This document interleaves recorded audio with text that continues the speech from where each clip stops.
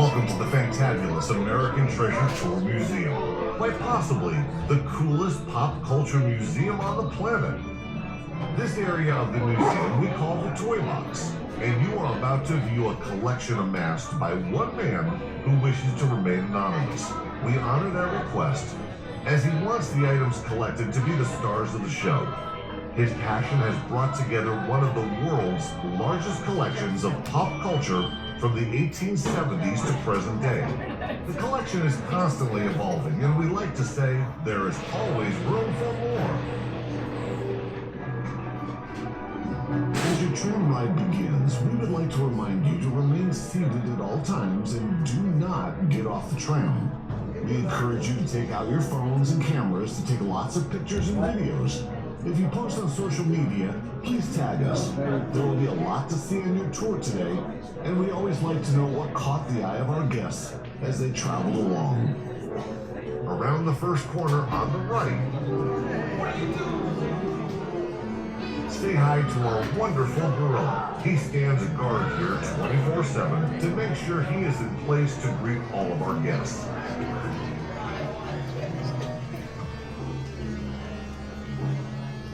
As you continue looking right, say hello to Dora the Explorer in the Soapbox Derby car. Today she is being co-piloted by Alf. On the left, we have a replica of a Conestoga wagon, along with Cowboy Bob. Real Conestoga wagons that traveled across this great country were actually 18 feet long and 11 feet high and could carry up to 12,000 pounds of cargo. Our collection got started with automobiles. The first of these is on your right, the blue 1956 Thunderbird. This is a beautiful sports car equipped with a hardtop convertible. These models were made for 3 years between 1955 to 1957 and designed to compete with the Chevrolet Corvette. For a family car, look no further than the next car on the right, and you will find a 1958 Studebaker station wagon. The price of this automobile when it first arrived in the showroom was $1,776. We have around 70 classic vehicles here in the museum, some of which you get to see on foot and some from the tram. If you love cars, make sure you pick up a brochure for our sister company, the Classic Auto Mall in Morgantown, Pennsylvania. They have a huge selection of vintage automobiles for sale. If you would shift your focus to the left, we have 3 circus wagons filled with delightful automatons. In the late 1890s, electricity was coming to our big cities.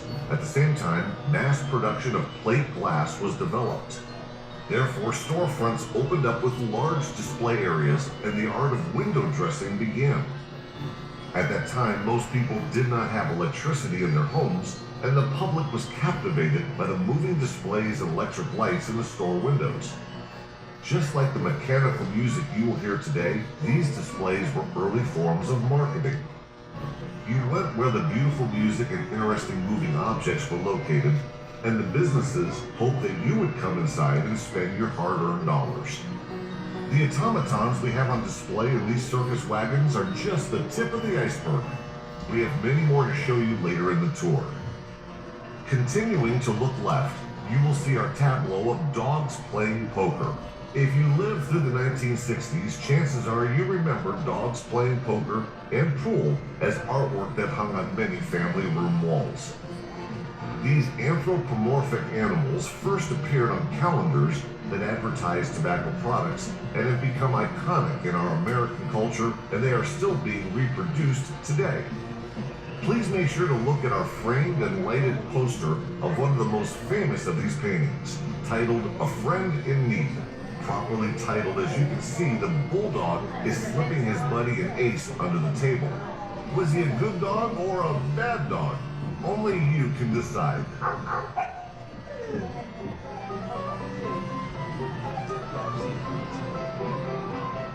Moving along, we have an assortment of vintage amusement park items on your left, starting with the blue Lug-Seat Brother auto scooters that are known as bumper cars.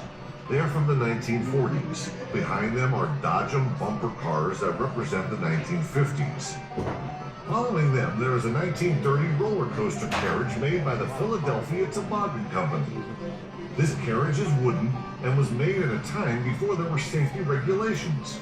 No seat belts or lap bars on this ride. You just held on and prayed when you went speeding down the hills of the roller coaster.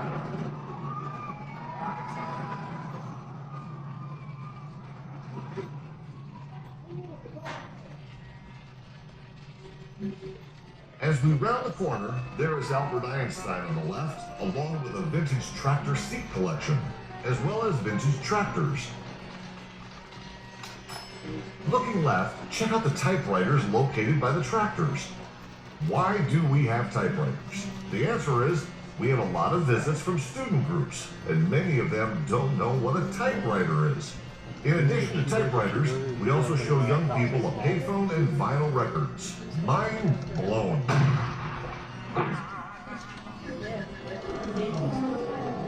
As we travel along, looking right, we have lions and tigers and bears. Oh my!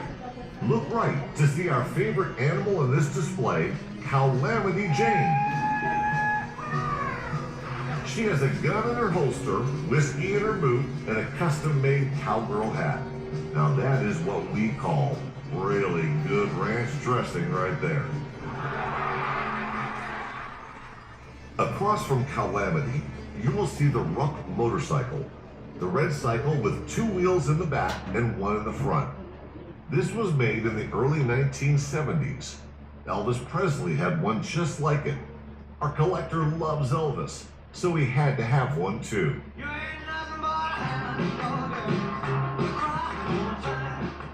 Next to the Ruck are beautiful red, white, and blue Stars and Stripes motorcycles.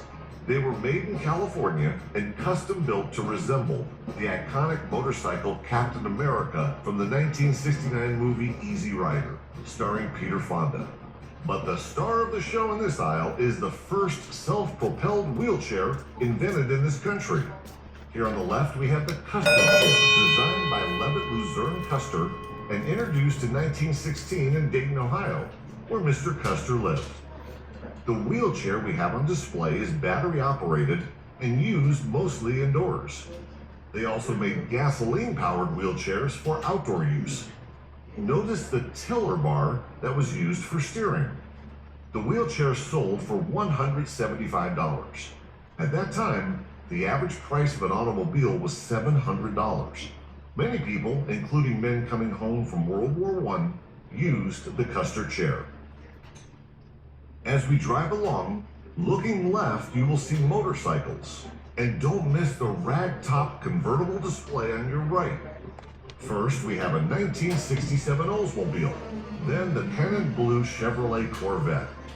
Chevrolet started manufacturing Corvettes in 1953, but the first year they were in the showroom was 1954. Our gorgeous 54 Vet is all original under the hood. After the Corvette, we have a 1960 black Cadillac with red leather interior. Notice the dual headlights on that beautiful automobile. 1960 was the first year that dual headlights were legal in every state. This car also has the big tail fin styling in the rear of the automobile. If you were driving that Cadillac in the early 60s, you were riding in style. Around the corner and on the right side of the tram, we have a really big shoe. Some people ask why. We ask, why not? This shoe is actually from a now defunct cable channel called Wedding Central. And since we love all things oversized, we were happy to add it to our collection. After the shoe is the gigantic Ronald McDonald in his blue jumpsuit, followed by a bicycle built for 7. This red bike is called a Kobe, which is short for Conference Bike. Designed in San Francisco, there are 300 of these bikes in 18 different countries around the world.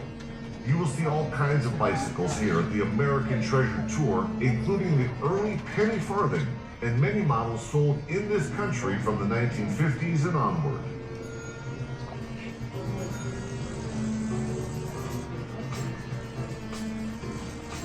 As we go down the corridor, Please note that you are in a building that originated as a BF Goodrich tire factory.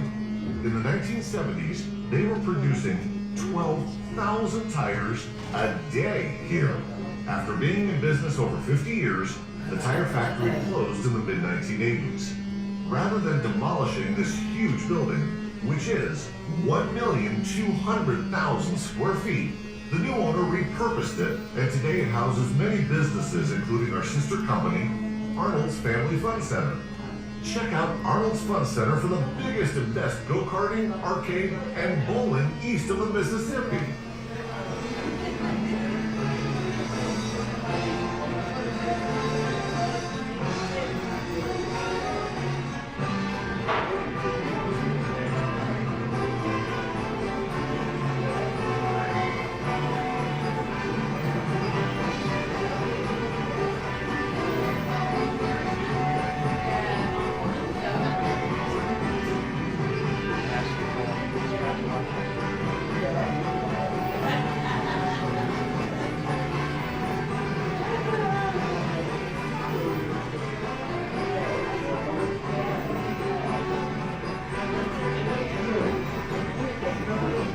Toward the end of this hallway, on the right, you will find the glitzy sequin mummer costumes. The mummers are a Philadelphia tradition, and their first official parade was on New Year's Day in 1901. The history of the mummers is as colorful as their costumes and began as rivalries between Philadelphia neighborhoods.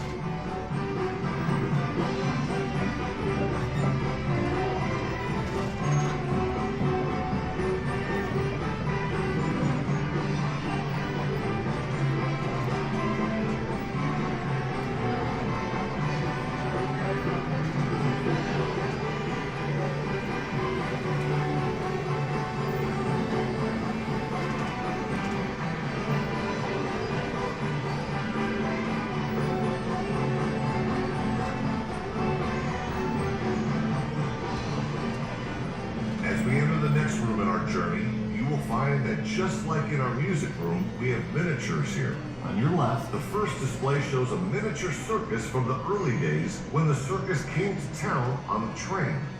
The canvas tents were set up in a field, and the three-ring circus and sideshow became the town entertainment for a few special weeks.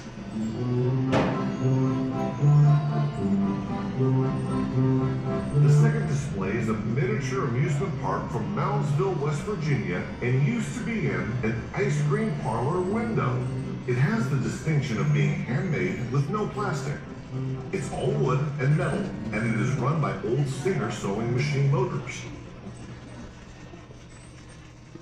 The last display is from the state of Minnesota and was made by a husband and wife team, John and Hilda Newman.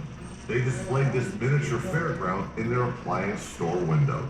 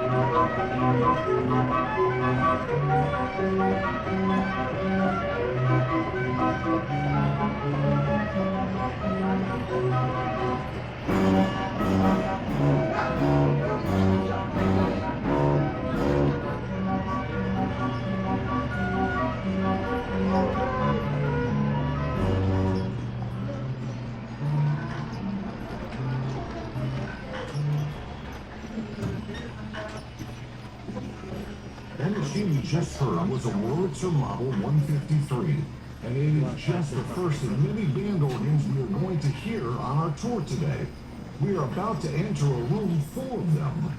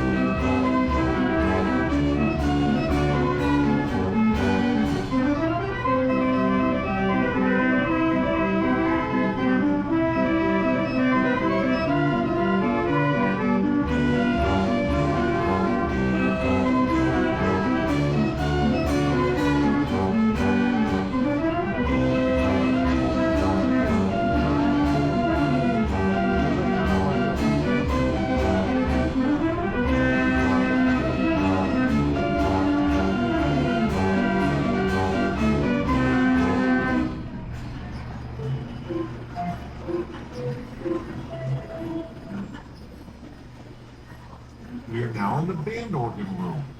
That machine we just heard is the second band organ in on your right. It's the nice blue color. It is an artisan band organ from North Tonawanda, New York. That's up by Niagara Falls. And you may be surprised to hear that its identical twin sister is just to the left of it, the machine that appears to be green. We've repainted the blue one so you can see what it looked like new. And the green machine shows you about 100 years of weather and wear. Unlike the Nickelodeons you can hear in our music room, band organs are typically outdoor machines.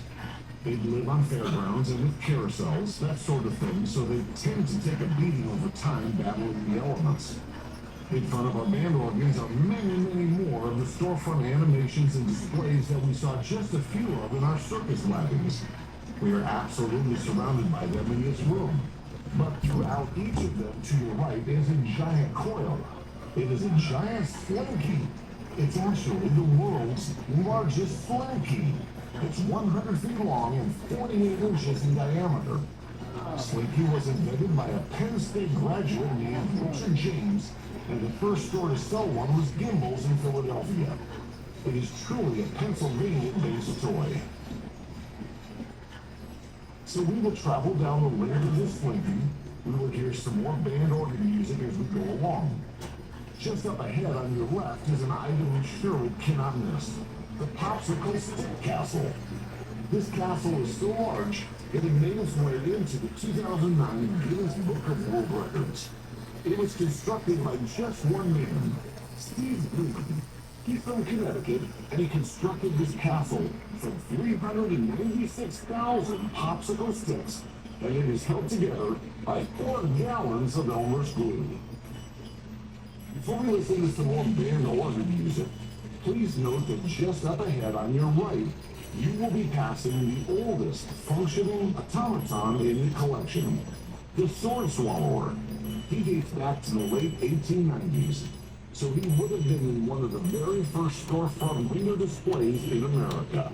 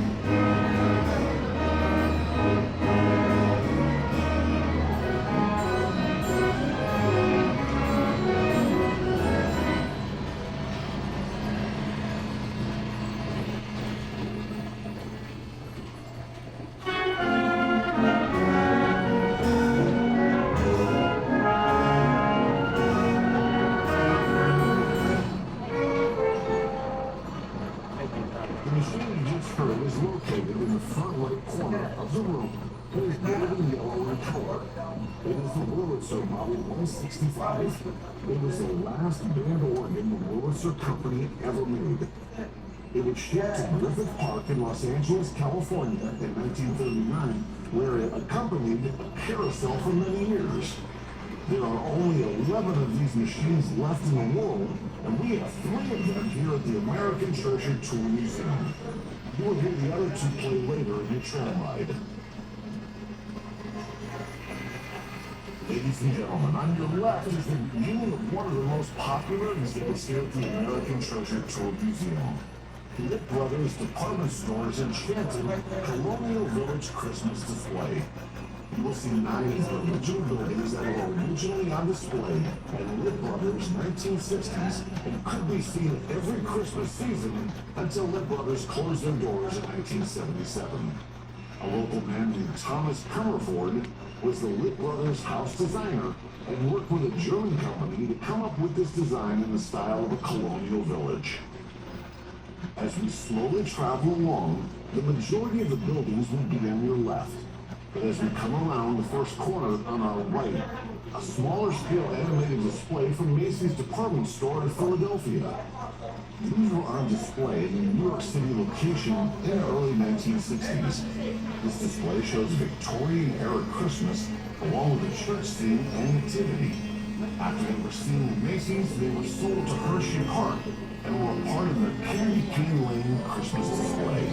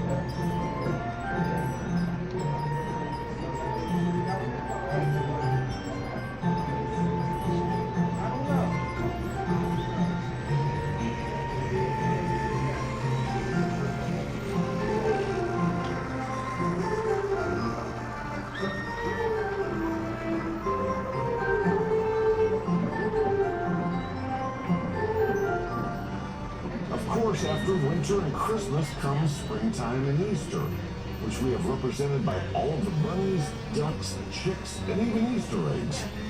Don't miss the giant peeps included in this display. Peeps are made not too far away in Bethlehem, Pennsylvania.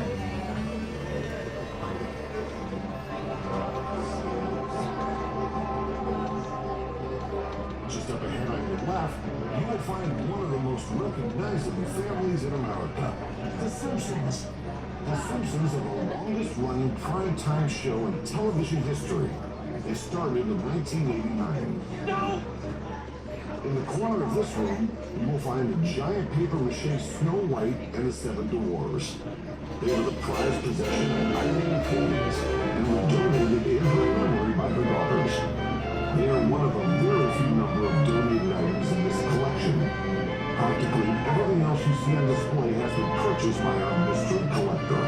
Before you leave this room, don't miss on the end to your right, Pinocchio, starring in his very own puppet show.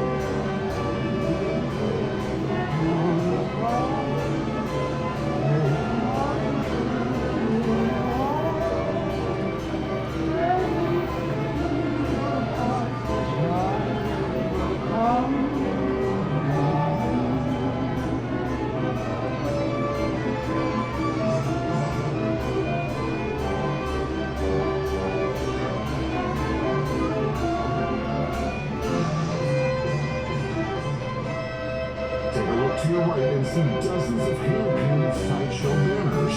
They are exact replicas painted by Lancaster County artist Joe Fay. They are exact replicas except for their size. When we commissioned her to paint them for the museum, we asked her to shrink them down. We wanted to fit many acts on each wall. Originally, they would have been so large they could have filled a whole wall on their own. They were early forms of marketing and were meant to attract people from a distance. Ms. Fay also painted cartoon characters and clowns.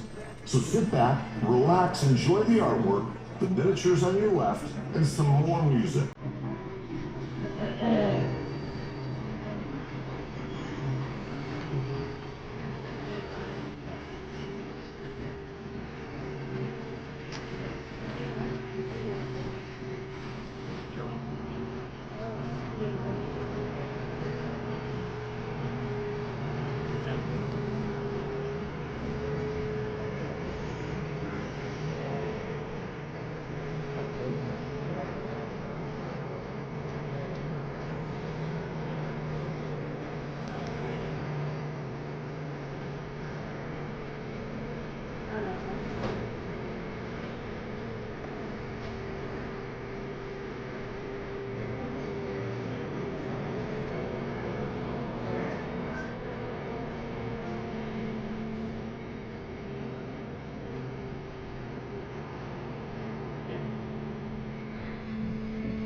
Everywhere you go in the toy box, you will find airplanes hanging over your head.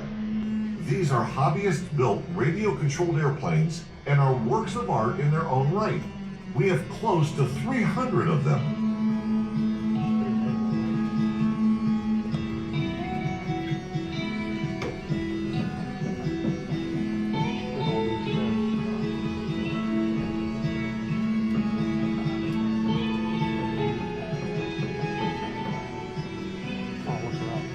On the left of the tram, there are Halloween masks. These were made by the Collegeville Costume Company that was in business for 50 years until 1994. When the costume company went out of business, our collector bought out their entire stock of costumes and masks. Collegeville is one exit west of us on Route 422.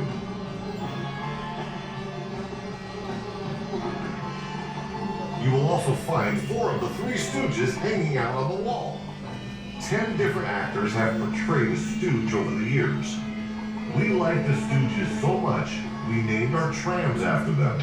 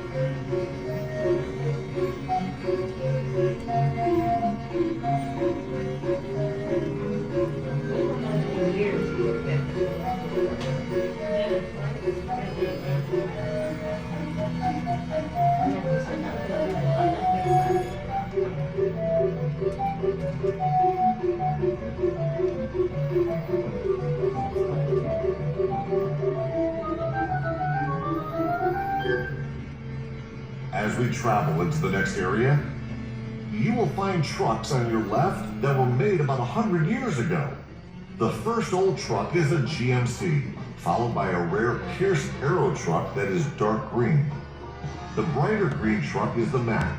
After the Mack is the Nash Quad, and across from the trucks is the unlikely trio of Teddy Kennedy, Britney Spears, and Donald Trump. What? We had no idea what these 3 had in common until we found out they were each on separate Mardi Gras floats in New Orleans. The Nash Quad deserves a second look. It is a World War I era truck. It has a wooden body. 40,000 of them were made and most were shipped overseas. This truck is the 35th documented Nash Quad known to exist. Nash was the company that manufactured it, and it is called a quad because it had 4-wheel drive, 4-wheel steering, 4-wheel brakes, and 4-speed transmission.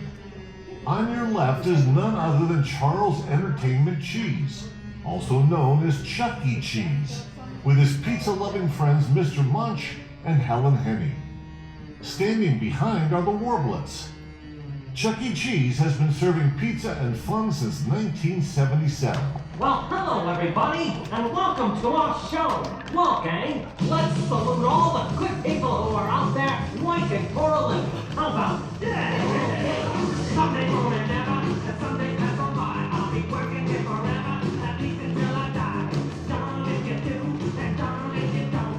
But about the generation, we can know down well I won't. I'll be working for a living, working.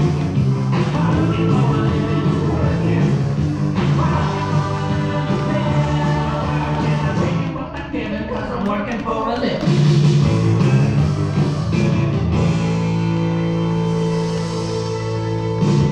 Working for a living isn't bad at all when you have as much fun working as we do, right, gang? So hang around and enjoy the pizza. Don't go away, folks. We'll be back in a few minutes.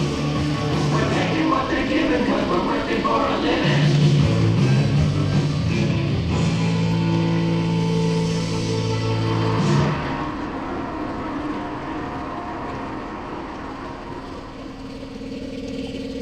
Moving along, the world's largest building, stretching 20 feet high. On the front wall is the Drowsy Chaperone sign. This is a sign that hung on Broadway in New York City. In front of that beautiful Broadway sign is the best of the best of our music.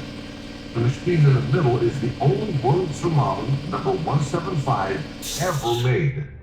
It started its life playing for a carousel in Denver, Colorado.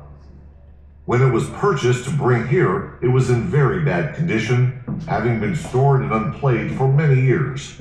It took a year of restoration work to bring it back to life. There are so many moving parts to these machines that all have to work together to produce a beautiful sound. The fact that they are still playing is a testament to the design, engineering, and construction that went into these splendid music makers. As you listen, keep in mind that the designers of these machines wanted them not only to play beautiful music, but to be beautiful to look at as well.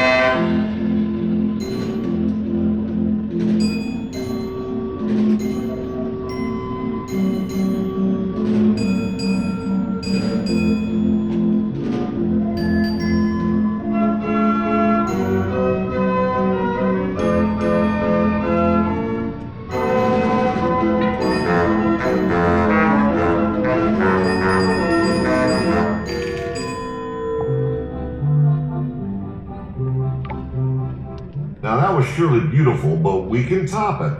We have two band organs that we will play for you. Like the golden yellow colored machine that you heard earlier, these are our other two Wurlitzer Model 165s.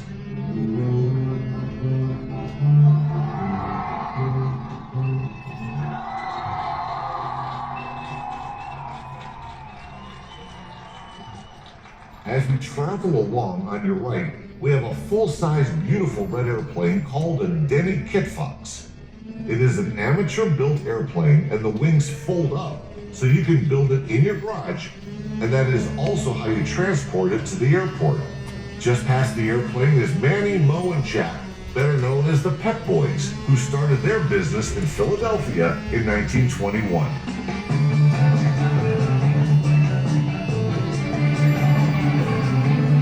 After the Pep Boys, check out the beautiful Dodge 440 Coronet from 1968. This car represents the muscle car era, and it is a smooth and a fast ride.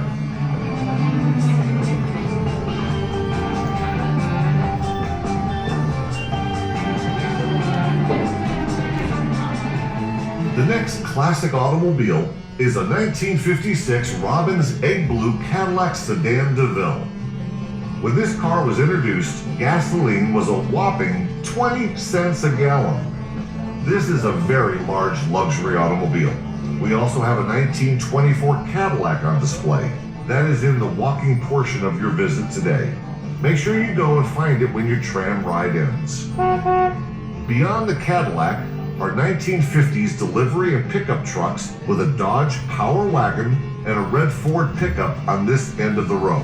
Beside the Statue of Liberty, you will find what was the loneliest guy in town, the Maytag repairman. Jesse White is pictured here, and he was the first of 5 men to play this part in Maytag's commercials. He is not so lonely anymore, as we purchased a Maytag wringer washer for him to work on. Before we make this last turn, it would be a good time to tell you that we do group, corporate, and student tours, as well as birthday parties and scavenger hunts here at the American Treasure Tour. Plan your next group adventure with us. And speaking of adventures, on the left we have a small fire truck that was used on many trips around this building. This is a working fire truck and is a relic of the old BF Goodrich tire factory.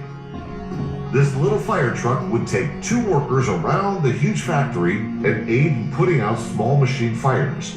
taking first aid to workers and in the cleanup of chemical spills. As we round the corner, look right to find a 1948 Hudson Commodore. Hudson was the first car manufacturer in the United States to hire a female designer.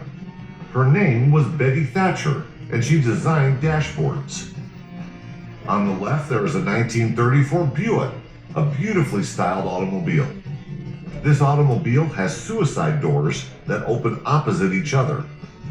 If you like classic movies, this was the style car that would be the getaway car for the bank robbers.